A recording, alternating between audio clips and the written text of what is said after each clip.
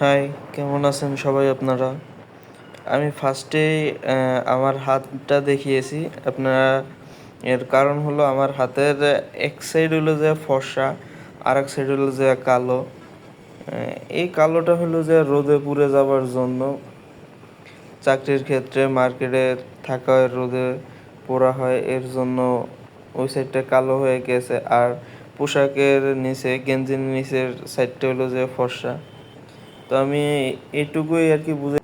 এইটুকুই বুঝাইতে চাইতেছি যে পুরুষ মানুষ কতটা কষ্ট করে, যে তার শরীর পর্যন্ত রোদে পুড়ে ফেলায়, প্রচুর কষ্ট করে, এরপর টাকা ইনকাম করে, তাও নিজের জন্য না, ফ্যামিলির জন্য, ফ্যামিলির লোকদের জন্য। নিজের শখ পূরণ করবার আগে ফ্যামিলির শখ পূরণ করে।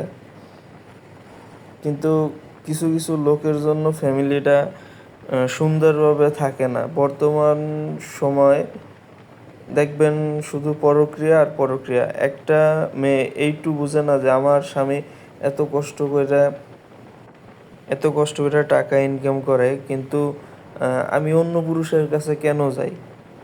আমার সব কিছু তো আমার স্বামী পূরণ করতে আছে, সব চাহিদাগুলো আমার স্বামী পূরণ করতে আছে। হয়তো সে অনেক অনেক কিছু দিতে পারতে আছে না, কিন্তু সে তো তার সামর্থ্য অনুযায়ী আমাকে সব কিছুই দিতে আছে। বর্তমান সময়ে দেখবেন একটা ফ্যামিলির এক নয় স্বামী পরক্রিয়া করে, আর নয় তার বউ পরক্রিয়া করে। এইগুলা কেমন সমাজের মধ্যে আমরা বসবাস করতে আছি, যে শুধু পরক্রিয়ায় লিপ্ত থাকে, একজন আরেকজনের প্রতি আসক্ত থাকে না।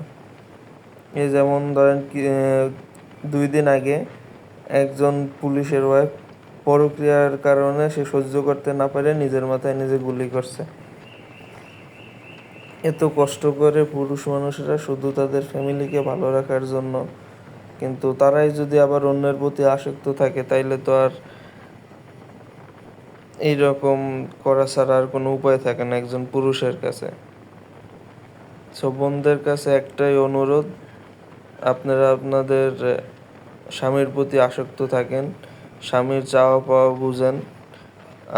আর একটা অনুরোধ রইল যে দেখেন আপনার স্বামী অনেক কষ্ট করে টাকা ইনকাম করে, সো দিন শেষে রাতে যখন বাসায় আসে তাদের সাথে একটু সুন্দরভাবে কথা বললেন, সুন্দর ব্যবহার করে।